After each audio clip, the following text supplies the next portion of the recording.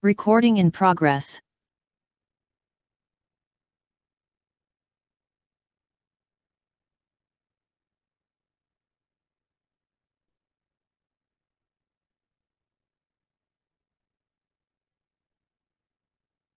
Estoy tratando de ampliar esto y no, yo mismo no veo.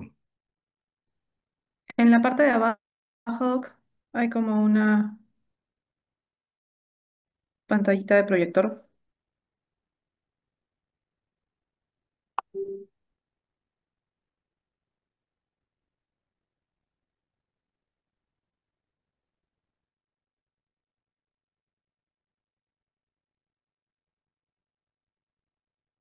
Veo que una maletita. No. Ah, voy a ver si con esto.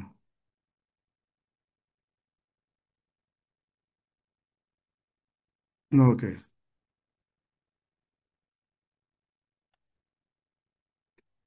Ujú.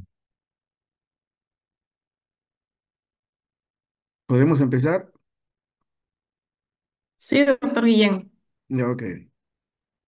Buenas noches con todos y vamos a empezar primero por esta segunda clase. La segunda es más reflexiva y así que vamos a empezar en esta oportunidad, ¿no? Soy el doctor Guillén y estoy tratando de ser bastante no tan complicado para las cosas, ¿no? Pero adelante. Siempre es interesante revisar lo de antes, ¿no? La fisiología, anatomía, porque eh, no nos olvidemos, es dentro de lo que es el trabajo diario de la medicina. Y acá la importancia que vemos nosotros es que ya se está dando, pues a nivel, como se dice, ¿no? A veces molecular, etcétera. Acá los podocitos son los más importantes dentro de la fisiopatología o la fisiología también del glomérulo.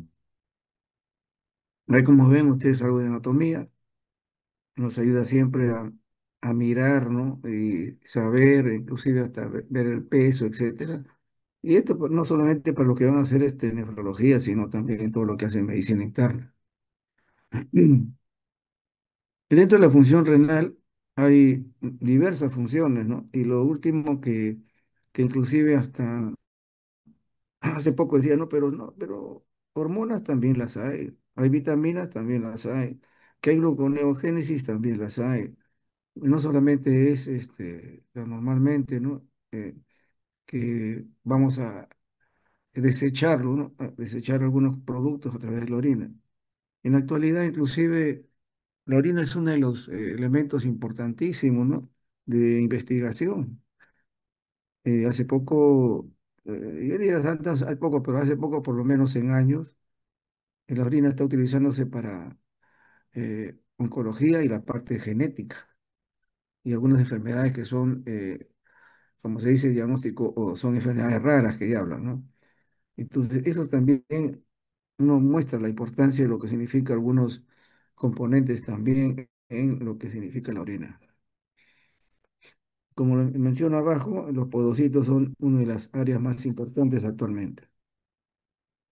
El sistema renina-angiotensina, que también es otra de las importancias del riñón, tiene que ver con el establecimiento no solamente de hemostasia, sino también con lo que significa la presión. Ya vimos todo un circuito, ¿no? Que definitivamente lo tengo para que ustedes puedan apreciarlo. De ahí al final, ¿no? La vasoconstricción y permite, pues, que todo esto permanezca, ¿no? La presión, eh, evitando complicaciones con respecto a la hemostasia. ¿Qué hay dentro de todas las situaciones que críticas, ¿no? Es la orina. Definitivamente la orina es uno de los elementos, como le mencionaba, importantísimos para el diagnóstico. Y vemos que hay un sinnúmero de elementos, ¿no? Tanto la parte física, que eso en la práctica lo vamos a hacer esta semana, y también la parte física y también lo que es el sedimento. Y una de las cosas importantes es que esto es lo que tenemos que aprender a leer. Generalmente a veces lo que vemos nosotros cuando hay un resultado, vemos, tiene infección o no, o es glucosa, etcétera. Pero no vemos nosotros que también hay tanto el aspecto, el pH, como también la densidad y los elementos como la proteína son importantísimos, ¿no? Para poder tomar una decisión también en estos pacientes, que no solamente por infección. Entonces, es necesario tenerlo presente también en nuestro diagnóstico, en este caso médico. Acá solamente mencionar lo que van a ver, las cintas reactivas y los componentes para determinar algunos productos, ¿no? Creatinina, generalmente ya lo conocemos, ¿no es cierto? Y no va a estar leyendo todo esto, sino es tratar de hacer recordar, ¿no? Definitivamente eh, la creatinina es uno de los marcadores de función renal, aunque ya no es tan específico, pero que hasta ahora se sigue usando por la facilidad y también la parte económica.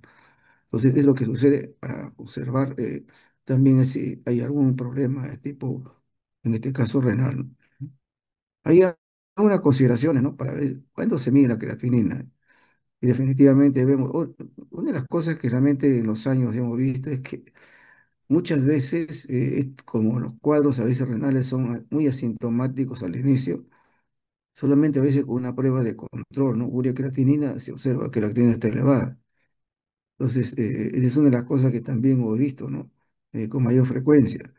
Entonces, se le deriva esto a nefrología, ¿no? Y definitivamente hay un compromiso ahí que no se manifiesta, ¿no? Por las compensaciones, etcétera, pero que también esto significa como un screening, ¿no? Porque estas pruebas se hacen rutinariamente a todos los pacientes. Entonces, vemos nosotros que hay algunas necesidad de hacerlo, definitivamente cuando hay, no solamente evidencias clínicas, ¿no? Pero si hay antecedentes de alguna enfermedad, sobre todo aquellos que impliquen no solamente el cuadro netamente, sino también una infección que puede ser reiterativa, ¿no? Creatinina, y lo sabemos nosotros también con la frecuencia de que siempre se solicita cuando van a hacer un TAC o una resonancia, ¿no? Siempre se pide creatinina porque hay elementos de contraste, ¿no? Que pueden ser también nefrotóxicos. Entonces, se observa esta situación también en el paciente cuando van a hacer tomar una muestra. Entonces, hay algunas situaciones también que es importante tenerla presente, ¿no? Y la diabetes definitivamente es uno de los una de las patologías, ¿no? Que puede estar relacionado a ese riesgo de insuficiencia. Entonces, la creatina también va a servir como una especie de screening al comienzo, ¿no? Para poder monitorizarlo al paciente. Lógicamente, ese fármaco, todas esas cosas puede también, ¿no? Nefrotóxico también puede ocasionar alguna anomalía también y los elementos de creatinina están elevados. Y vemos ahí en algunos componentes, ¿no? Cuando los niveles de creatinina están elevados, ¿no? Una de ellas es la necrosis tubular aguda. Estuvimos revisando un caso, ¿no? Acerca justamente de eso y una de las cosas que se veía era el paciente de manera aguda, la creatinina elevadísima, luego bajaba, se elevaba. O sea, y la parte de concentración no estaba, y había problemas de oliguria, entonces uno se pone a mirar qué cosa puede ser. Y una de las características de necrosis tubular aguda es eso. Hay una disparidad de lo que significa el elemento, la creatinina elevada. Y luego vemos nosotros también los glomerulonefritis, etcétera, ¿no? Y cuando están definitivamente bajos, una de las cosas que también hemos visto nosotros es en el caso del embarazo, ¿no? Parece mentira, pero es así, es más frecuencia. La urea, conocidas, son un desecho metabólicos proteicos, pero una de las cosas que se está haciendo últimamente es el boom, ¿no es cierto? Es dosar el nitrógeno de la urea. Es importantísimo, ¿no? Y esto porque implica una integridad también hepática. No es un marcador útil en la función, pero sí es un compañero, ¿no? De los otros elementos de diagnóstico. Solamente hay una situación cuando hay alteración en el metabolismo de la urea. Hay que ver si realmente es un problema de tipo hepático o un problema de tipo genético. Es la única situación que se maneja. Y están los valores de esto. Y ven ustedes ahí que la urea también está alta. Cuando hay enfermedad renal, hay problemas de flujo. Y también cuando hay una sobrecarga de proteica, ¿no? En este caso. Y la urea cuando está baja, definitivamente puede ser por problemas también de dietético o enfermedad de tipo hepática. Ustedes ven ahí, ¿para qué sirve, no? Aunque no es específica, como le digo, no se puede utilizar sola, sí se puede manejar con las otras pruebas para evaluar la función renal, también si hay una hepatopatía, etcétera. Hoy hay un compromiso de tipo ya crónico, sobre todo de problemas de proteína, todo lo que es dietético. Y ahí vemos el boom. ¿Cuál es lo importante del boom, no? Eh, Vamos a encontrarlo también expresado también como nitrógeno ureico, ¿no? Esa es una de las cosas. Pero lo interesante es que cantidad es superior a 100 miligramos por decilitro del boom, estamos hablando de daño renal grave. Y vemos nosotros ahí los elementos que también el boom nos implica, ¿no? La deshidratación generalmente, igual que la urea también sube también el boom, ¿no? Insuficiencia cardíaca, hipoalimentación, etcétera, que también hemos mencionado con la urea. Y el boom bajo también, nuevamente con respecto a la urea, una de las características es el embarazo. Y luego las otras situaciones también patológicas. Y vemos ahí por qué hay que realizar y medir el boom, ¿no? Hay una evaluación de la función renal que es importantísimo. Y el boom, como se dice, parece mentira, pero es mucho mejor de lo que es. Y hay muchos lugares ahorita que se hace el boom, aunque la urea. En la monitorización también para seguir pacientes con problemas renales ya conocidos y también ver si hay un desequilibrio metabólico, ¿no? Con respecto a estos pacientes.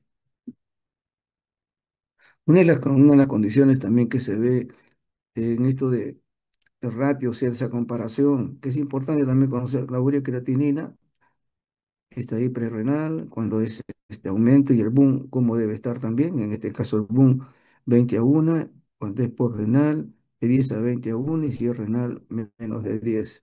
Entonces, eso también ayuda mucho, son datos más de medicina interna que ayuda a ellos también a hacer una relación de estos elementos bioquímicos. Otro producto que ya se utiliza, antes era bastante escaso, ¿no? Pero ahora ya citatina C se utiliza bastante frecuencia en los problemas de este tipo. Y acá tiene que ver, ¿no? Que hay definitivamente, ¿por qué razón, no? Hay un índice constante, es porque definitivamente todas las células nucleares lo tienen. Y esto es referido también al cromosoma 20, ¿no? Entonces ahí constantemente se sintetiza, ¿no? Entonces ahí está. ¿Sí? Y una de las cosas es que se filtra pues libremente por glomérulos y se cataboliza por túbulo proximal, ¿no? Pero en cantidades realmente mínimas pasa. Entonces, como es un elemento importante, entonces implica, ¿no? Que se puede manejarlo. Ahora, hay condiciones, ¿no? Hay funciones protectoras, hay función defensiva, que también ahora se conoce, ¿no? A la más, en 2 años nos implica otras relaciones también. Yo recuerdo cuando hablaban de las neuronas, ¿no? Dice, no se vuelve a multiplicar ni se regenera, ¿no? Y sin embargo ahora hay elementos que sí manifiestan que hay eso también. O sea, con los estudios vemos también que acá en la cistatina se está en otros niveles, ¿no? No solamente de tipo renal. ¿Qué es lo que es interesante de todo eso? Que por como esto no está afectado tanto por la masa muscular como en el caso de la creatinina, no está afectado con la edad, que esto puede ser ancianos, en este caso niños, y vemos acá el sexo tampoco, y la dieta se utiliza mucho mejor para estos casos de problemas renales. Es útil, como se menciona ahí, a los ancianos, niños y diabéticos, porque una de las condiciones es que detecta la nefropatía temprana en los diabéticos unidos. Eso es lo importante de este elemento, ¿no? Y el resto, como para que ustedes lo lean con tranquilidad, pero esto es lo más importante. La beta 2 microglobulina también tiene una función, este es un marcador oncológico, no se puede decir, pero aquí se utiliza para ver la función tubular. Y uno se pone a mirar, también está dentro de ese complejo no inmune, y ahí vemos nosotros clase 1, etcétera. Este complejo se encuentra presente en la superficie de todas las células nucleares. y tiene un papel fundamental en la presentación de antígenos en el sistema inmunológico. Uno se pone a pensar, ese es un nivel que definitivamente puede ayudar a hacer diagnóstico de este tipo, ¿no? Que también lo utilizan a nivel oncológico inmune. Y se puede dosar en cualquier elemento biológico, y como lo ven ustedes ahí, y como mencionó, es un marcador tumoral, etcétera. Pero en caso del riñón, nos está mencionando una disfunción tubular, ¿ok? Puede estar muy alta en la orina, en concentración, puede haber daño en la reabsorción, hay una diferencia de tubulopatías proximales y el daño a nivel glomerular, y esta proteína aumenta en la sangre. Entonces, si hay algún elemento ahí que está obstaculizando, está haciéndole como decir, ¿cómo le podemos decir? Como un catabolismo, se puede decir así, ¿dónde aumenta? No aumenta en la orina, sino aumenta en la sangre. Y estos son los elementos que eh, podemos observar, ¿no? En la orina 24 horas. Otra de las cosas que también, como complemento, diría, no como una situación que se pide con frecuencia, pero se debe hacerlo, y en otros lugares se hace, es la interleuquina 18, proinflamatoria. ¿Y qué es lo interesante de todo eso, no? Es un mediador de la lesión renal aguda isquémica, detección precoz. En orina y plasma aparece a las DEI, a las 24 horas del daño renal. Eso es lo importante de esta interleuquina 18. No se ve afectada si hay una infección urinaria, si hay problemas de tipo crónico renal, si hay problemas, en este caso, proteína, ¿no? Síndrome nefrótico. En tanto la urea creatinina también igual, pero sí puede ser afectado un cuadro séptico, procesos inflamatorios generalmente autoinmunes. Pero si no hay estas situaciones, estamos viendo que es un buen mediador, buena eh, elemento de detección precoz, ¿no? De una lesión renal.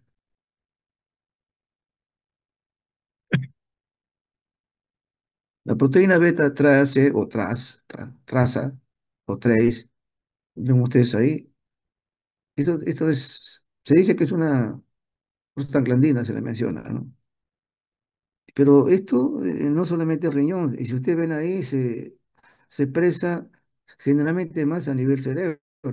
Por eso que es una buena medida para el líquido cefalorraquídeo. Pero también se elimina por orina, entonces por lo tanto se utiliza. Y esto es un biomarcador para la estimación de la tasa de filtración glomerular. Se absorbe limitadamente por los túbulos. O sea, si esto pasa directamente a la orina y vemos la cantidad que no ha sufrido, estamos hablando que es un buen eh, elemento para ver la filtración glomerular. Y ahí lo menciono.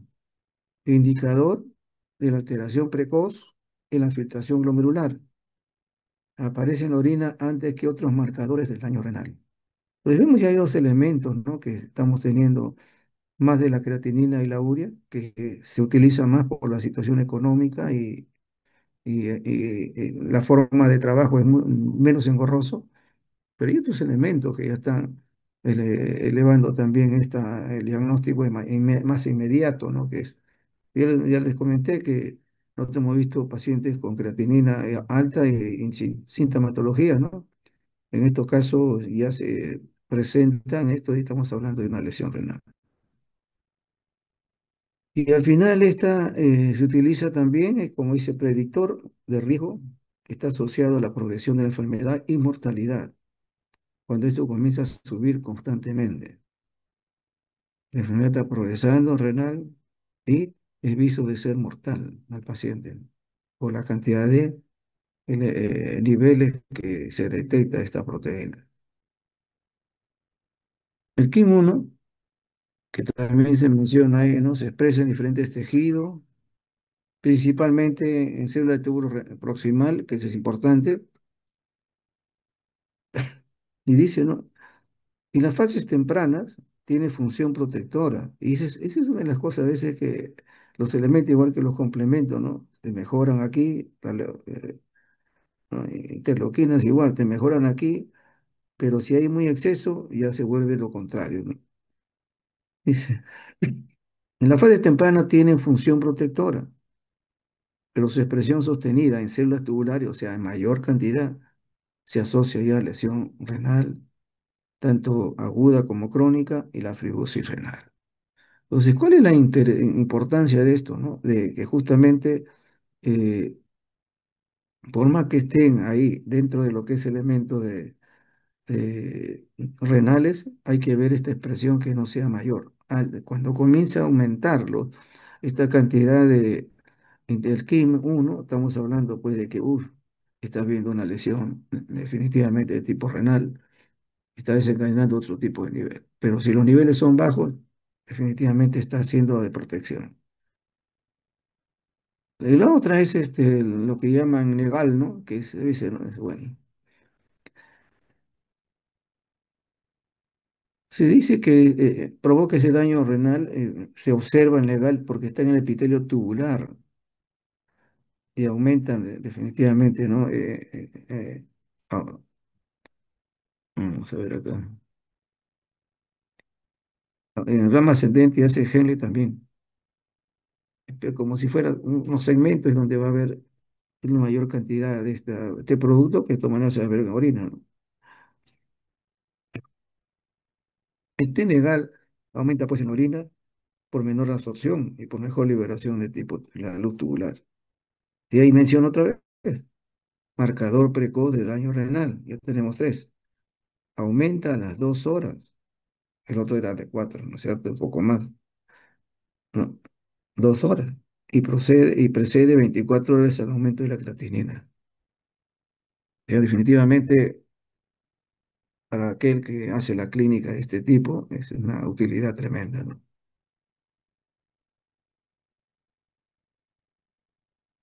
La inulina también es uno de los elementos importantes en lo que significa también la filtración. El problema es que no es tan fácil hacerlo, ¿no? Ahí también se dice, ¿no? Mide la filtración glomerular, no se metaboliza ni se filtra completamente. Están los valores normales, etcétera, de la inulina. Y también hay estudios, ¿no? Que está haciendo esta depuración de la inulina en neonatos, prematuros y a términos para proporcionar datos sobre la confiabilidad de la inulina como marcador. O sea, se trata de la creatinina, hay otro elemento que se puede utilizar para estos, sobre todo estos niños pequeños, y se está haciendo trabajo de investigación con respecto a eso, ¿no? De poder utilizarlo como marcador. Sobre todo hay niños que tienen esa situación de patología, ¿no?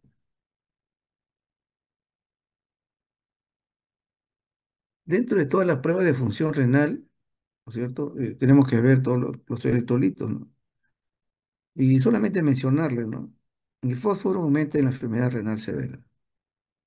El calcio se altera al inicio de la enfermedad renal crónica. Y los electrolitos, como ustedes ven acá, es definitivamente hay un problema aquí, ¿no?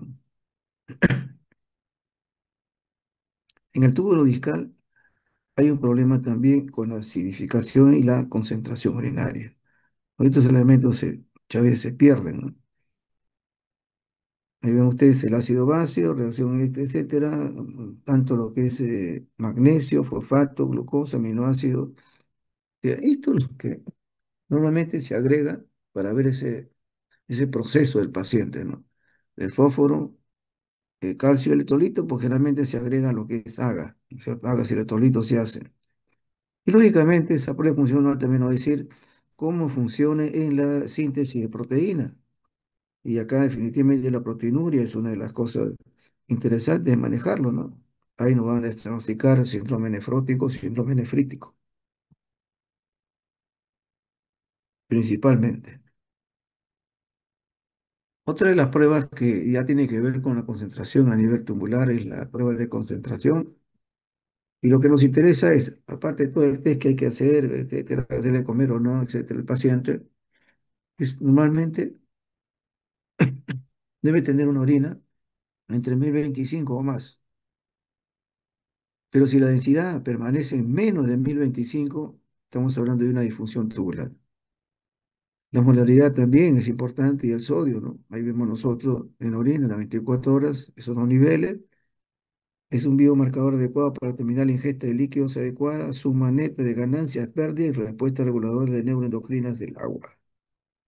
Entonces, la molaridad es importantísima para hacer todo lo que es el diagnóstico de una enfermedad tipo tubular. Luego tenemos un poquito más abajo, para pasar a alcoholina, ¿no? También se observa también que hay alguna situación ahí también comprometida, ¿no? Pero vamos a ver que el potasio también, eso es una de las cosas también interesantes, ¿no? El potasio se considera un marcador de insuficiencia renal. ¿Por qué? Porque disminuye, ¿cierto?, de la filtración y secreción en el túbulo distal, aumento a nivel plasmático y los valores que ustedes tienen ahí. Entonces, en la prueba de concentración también tenemos que ver algo de electrolito, porque arriba está el sodio y también el potasio. Tenemos que ver el test de concentración, la molaridad, y al último es la dilución, ¿no es cierto? Que también, no en todos los casos se hace, sino quieren, eh, lo he visto muy poco, definitivamente, pero quieren tener una garantía de que sea el aspecto más tubular. La densidad debe bordear menos de 1005.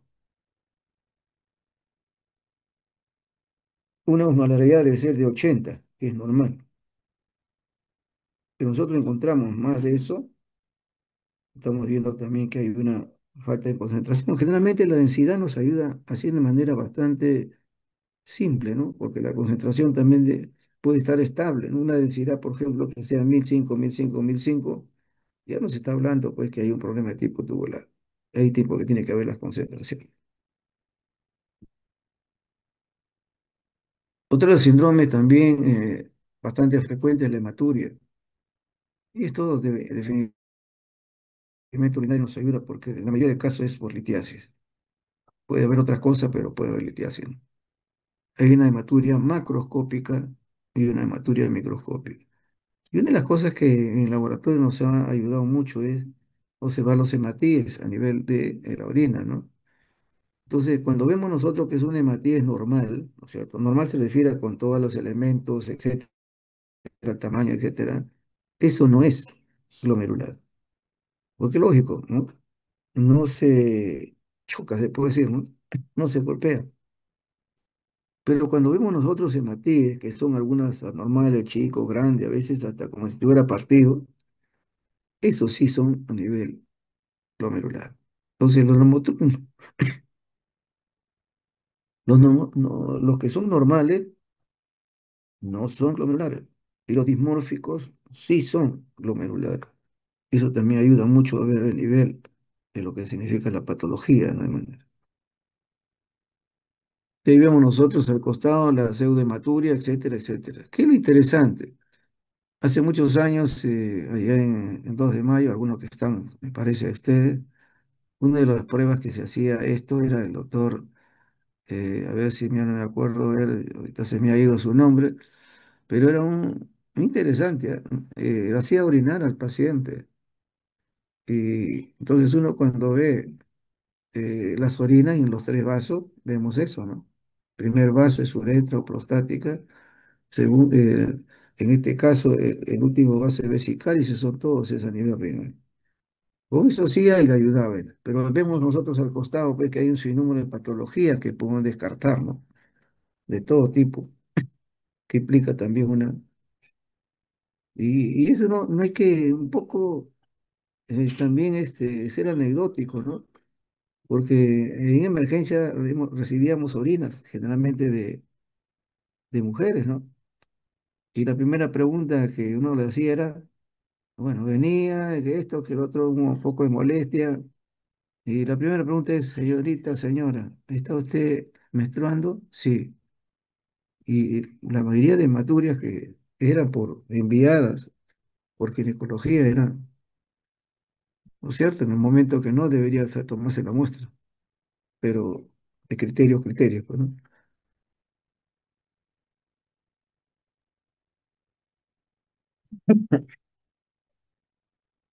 Entonces uno tiene que comenzar a mirar ¿Por qué razón en la hematuria?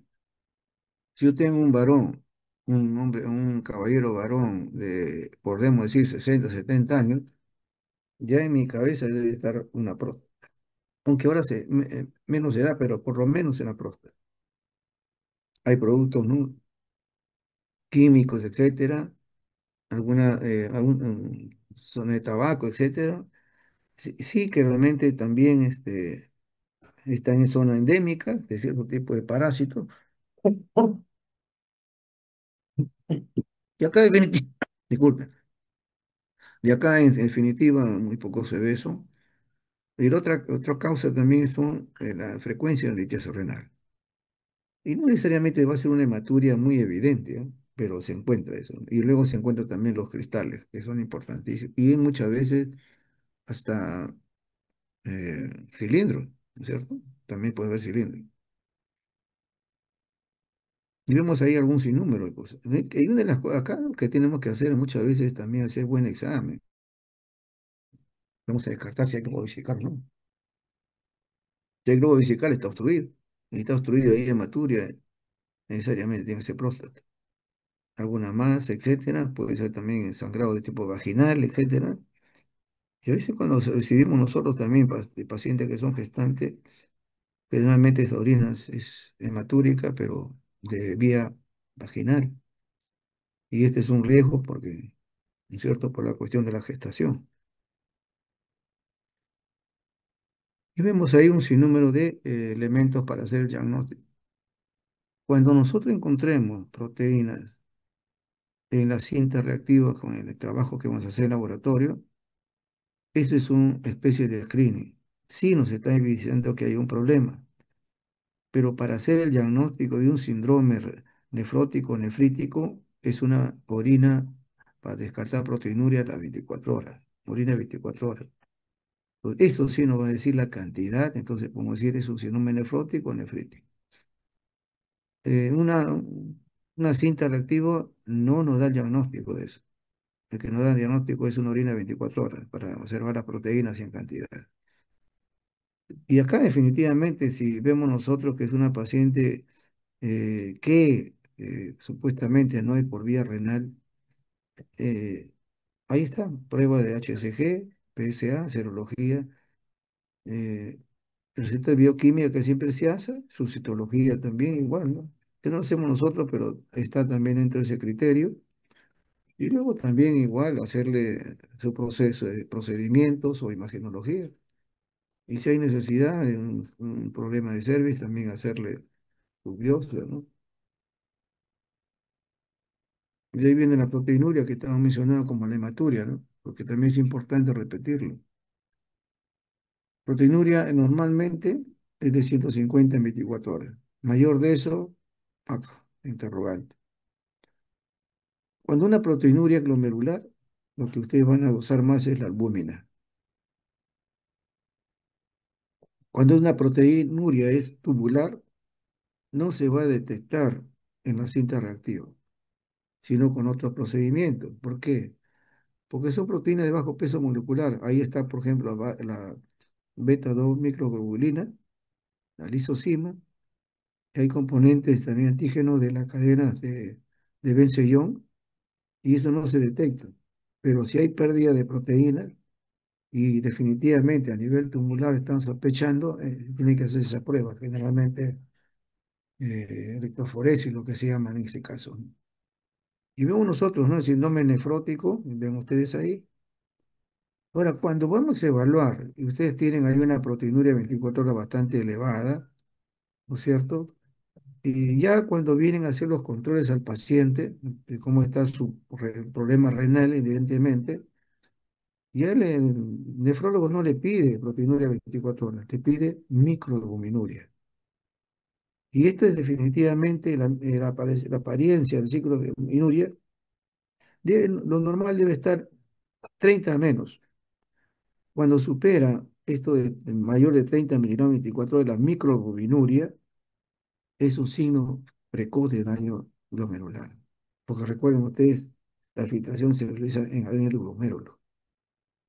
Y si esta microalbuminuria aumenta en el tiempo, estamos hablando ya no solamente de un riesgo de insuficiencia renal terminal, sino está diciendo cuánto tiempo de sobrevida tiene.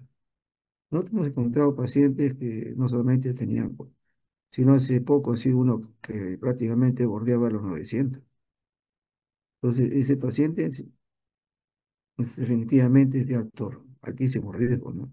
Entra a otro nivel. Entonces tenemos, la cita nos va a dar la proteína. Muy bien. Queremos saber los síndromes, una proteinuria de 24 horas. Y luego hacer nuestro control, generalmente el daño llanamente glomerular, generalmente en muchos de los casos se hace los diabéticos, se utiliza la microalbuminuria. Esto nos está dando todo el proceso de monitoreo hacia la fase terminal. De ahí ven ustedes cuando es una prerrenal, que eso es importante por lo menos tener conocimiento, ¿no? Una proteína glomerular, que en este caso las glomerulonefritis, y vemos ahí la tubular y la posrenal, ¿no es cierto? Que son cuadros clínicos. Y en el laboratorio, la mencioné ahí, importantes son las proteinuria 24 horas y la microalbuminuria. Un ratito. Y un poco de agua.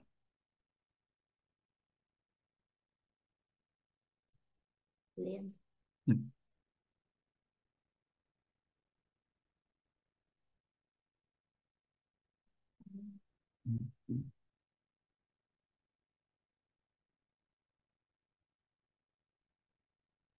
Un poquito refrescar. Y esto definitivamente, esto no es desconocido, ¿no? Uno de los primeros pacientes que debe ser evaluado con todo esto es los diabéticos. Inclusive, ¿no? Me ha hecho acordar de que hay un programa en la gestante que es la preeclampsia. Y a todas las gestantes que van al consultorio, a todas, ¿ah? Bueno, si tiene mayor antecedente, que esté hipertensa, que sea obesa, pero a casi todos se le envía para hacer proteinuria. Y se le hace proteinuria. Una prueba especial, ¿no? Mucho más inmediata, ¿no? También imagínense, ¿no? Para estas pacientes, para el descarte de una preeclampsia, se le pide en programa por una proteinuria inmediata. Tenemos acá ahora pacientes también diabéticos, pacientes hipertensos, obesos, generalmente son condiciones de riesgo, y esto también nos ayuda a poder que el nefrólogo pueda definitivamente hacer los controles respectivos. Y vemos nosotros síndrome nefrótico, ¿no? Puede ser primaria, secundaria, como se mencionan ahí, un sinnúmero ya de situaciones clínicas, y la diabetes está definitivamente en uno de los primeros lugares. La enfermedad autoinmune, los fármacos, ¿no? Que también provocan muchas esto, y generalmente los AINES, que es uno de los elementos que más se utilizan. Ustedes ven ahí la proteína mayor de 3,5, tiene que ser así. En los niños es un poco menor, tiene que haber, y una de las preguntas que decía, ¿no? Si tiene proteína grande, ¿no? Eh, y si tiene hipoalbuminemia, ¿no es cierto? Y hipercolesterolemia y lipiduria, que también son elementos de ácidos grasos que también. Uno le preguntaba, ¿no? ¿Por qué le piden colesterol? Porque generalmente el colesterol es, pues, un elemento de diagnóstico, ¿no? Para esta patología. Estas sí ya son cosas, puede haber hematuria, sí, pero no es tan frecuente. Se presenta edema.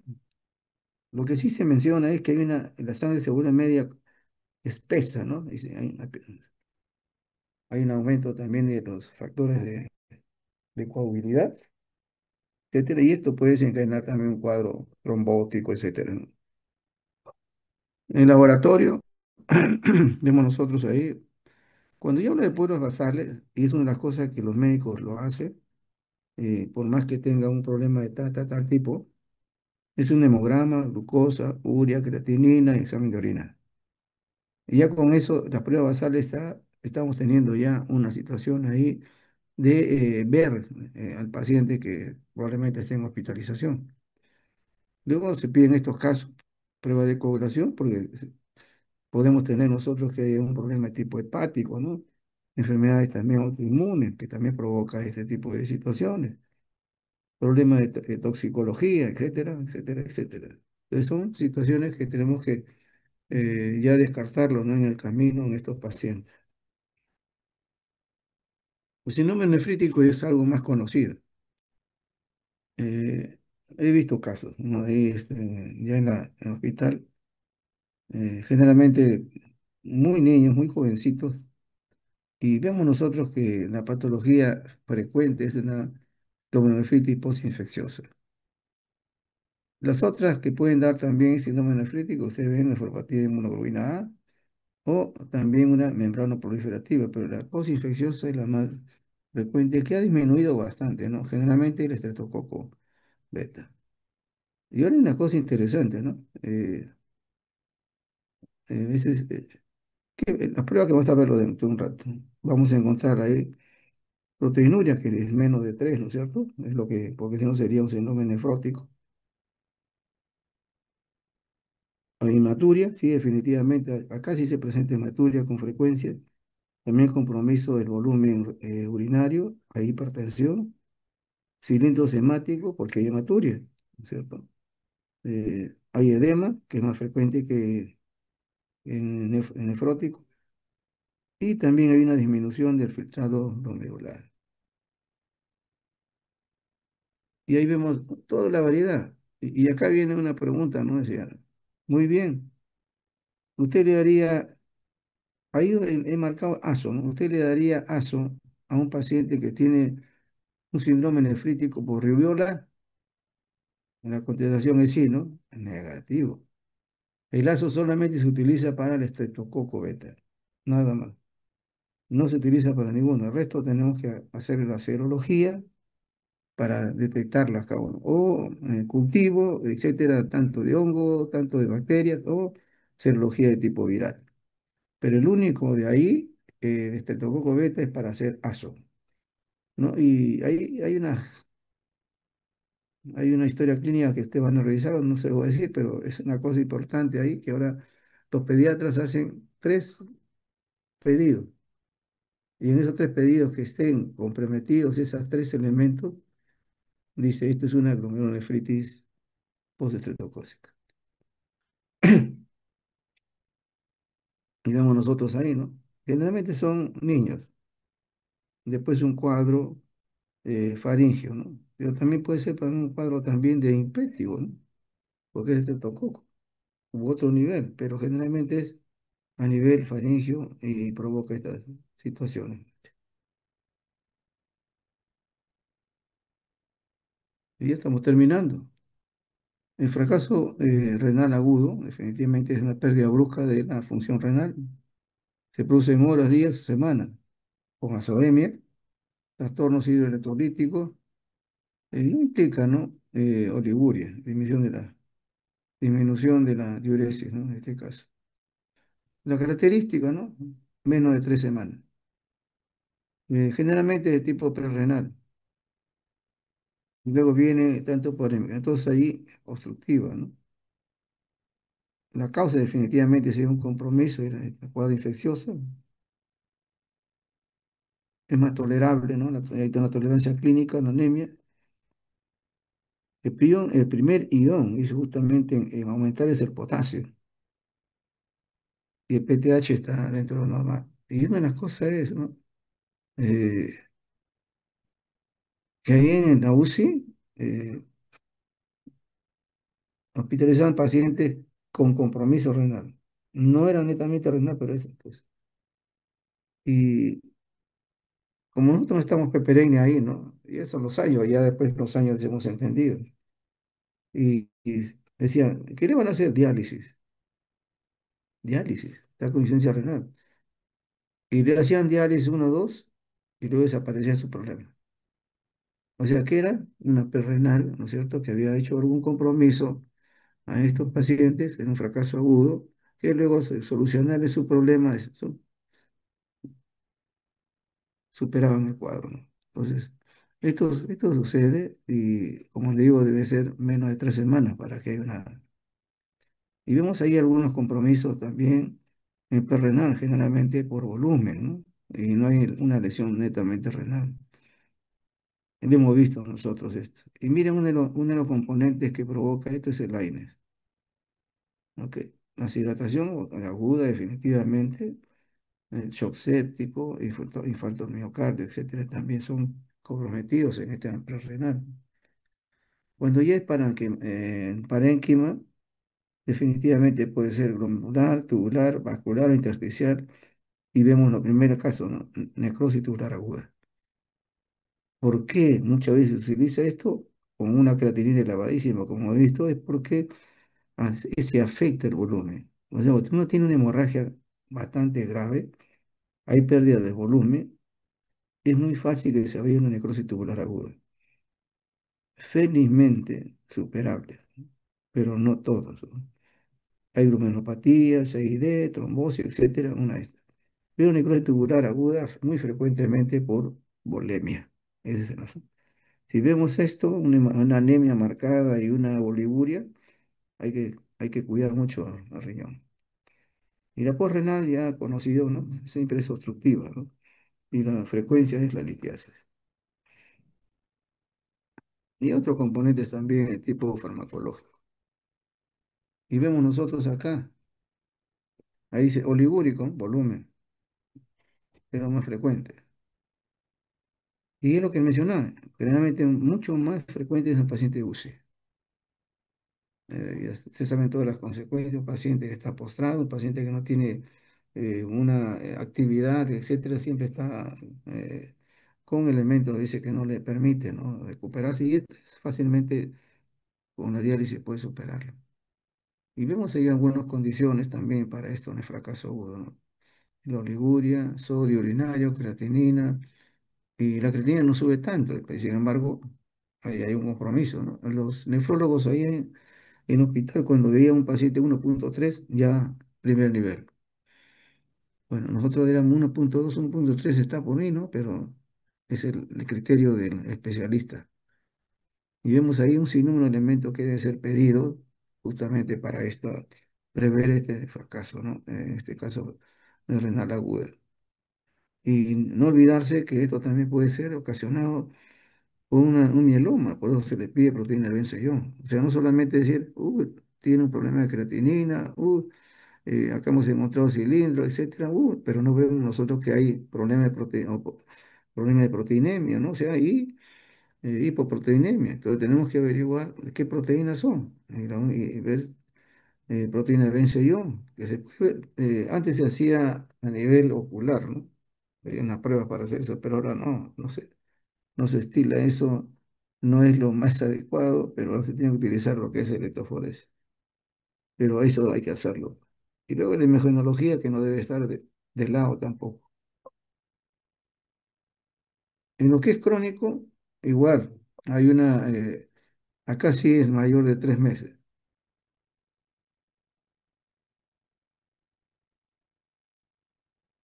¿eh? Debe ser mayor de 3 meses. Y es progresiva, puede haber un deterioro definitivamente de la función renal, porque a veces, ¿no? A pesar de tener un nivel bastante patológico, no hay mayor sintomatología, ¿no? Y eso es lo que a veces con la creatinina y la urea es una situación que no se observa, ¿no? Por eso hay otros elementos para hacer el diagnóstico. Generalmente esta enfermedad renal crónica, los que debutan principalmente es la diabetes, paciente diabético,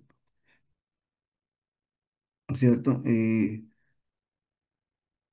Y pacientes con hipertensión, generalmente son de los dos pacientes que con frecuencia pueden llegar a esto, ¿no?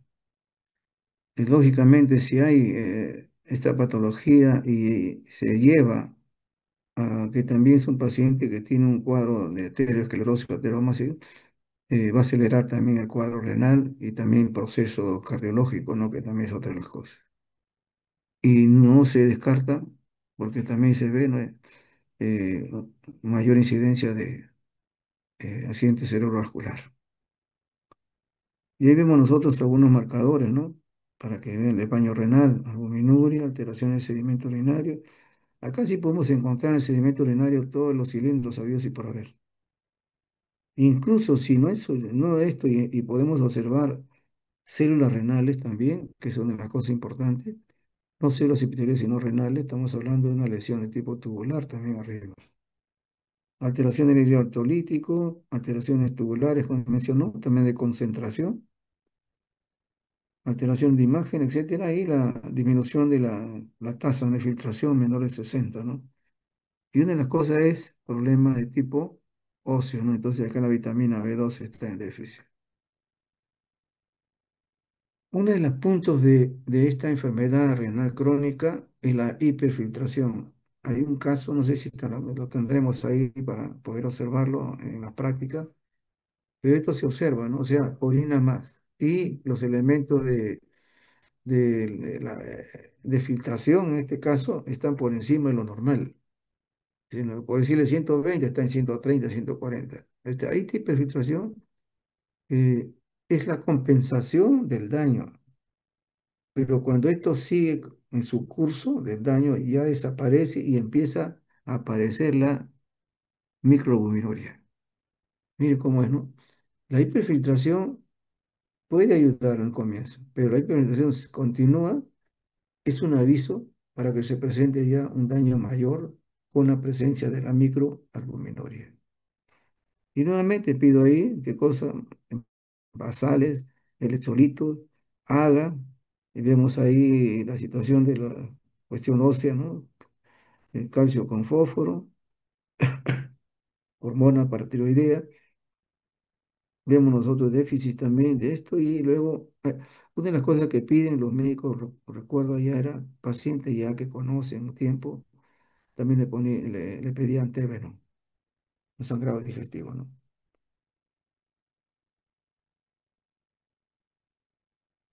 Yo creo que vamos a terminar ya. La tubulopatía también es otra de las situaciones. Acá definitivamente la mayoría son de tipo genético, ¿no? Alteraciones, ya compromiso, etcétera.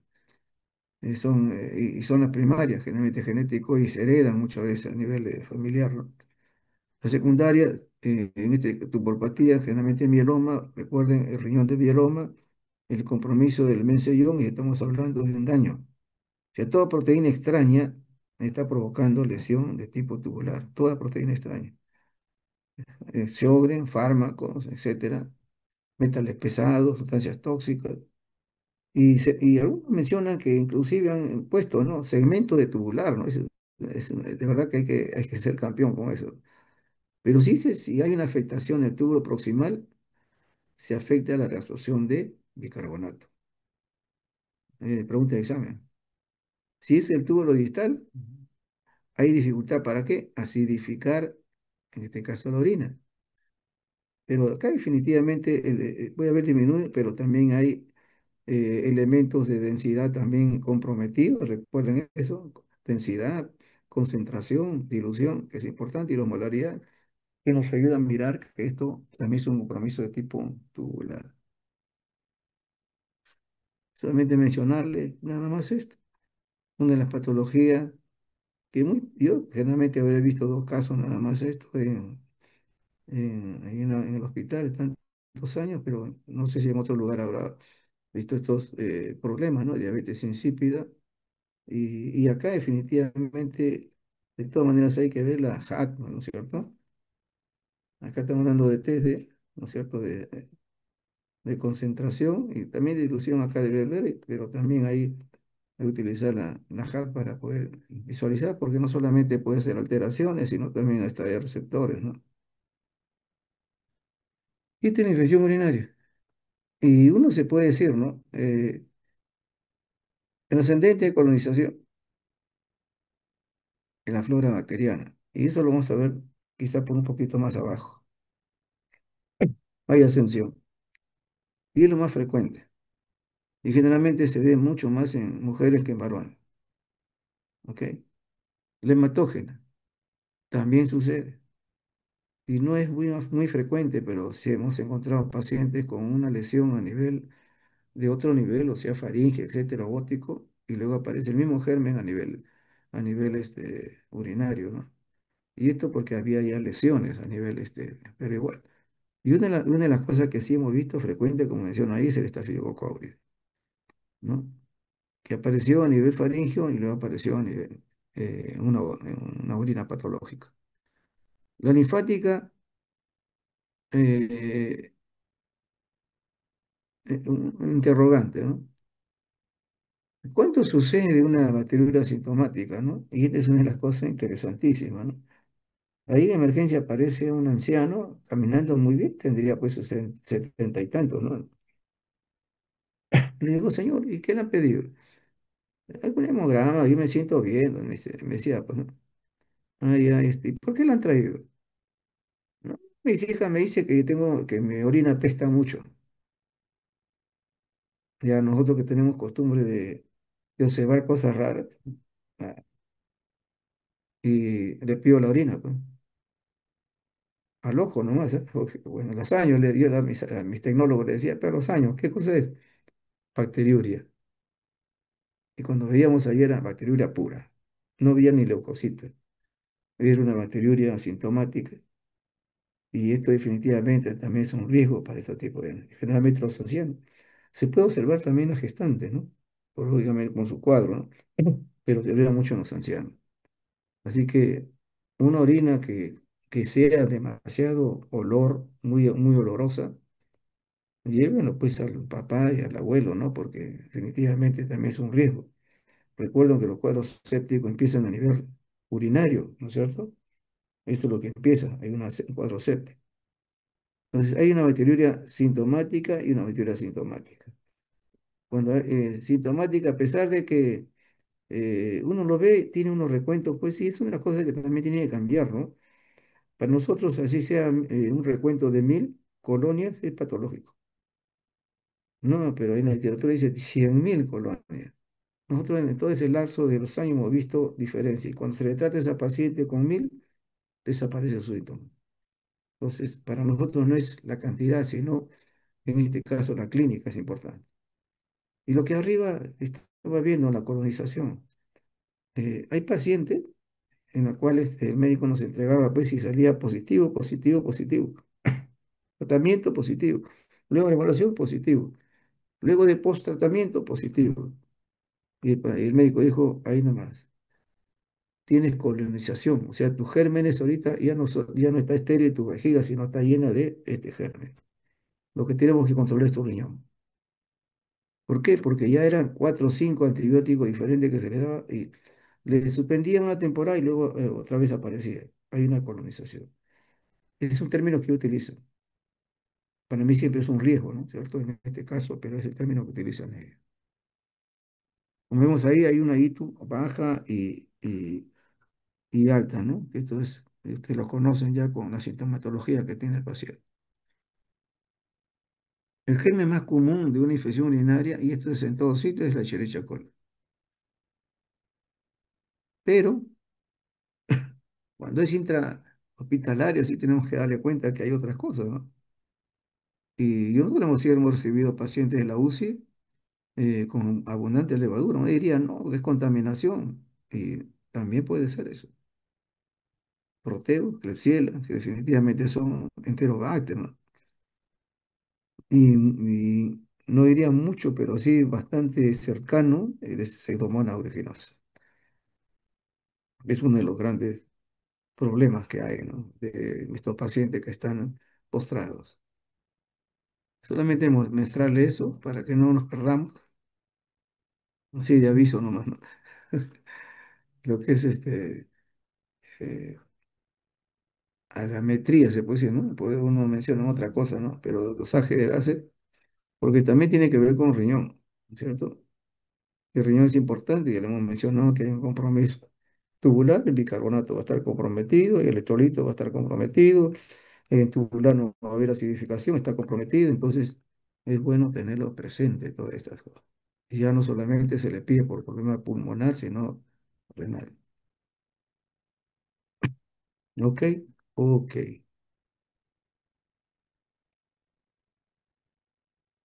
¿Cómo lo bajo? Dejar de compartir. Vamos a ratito.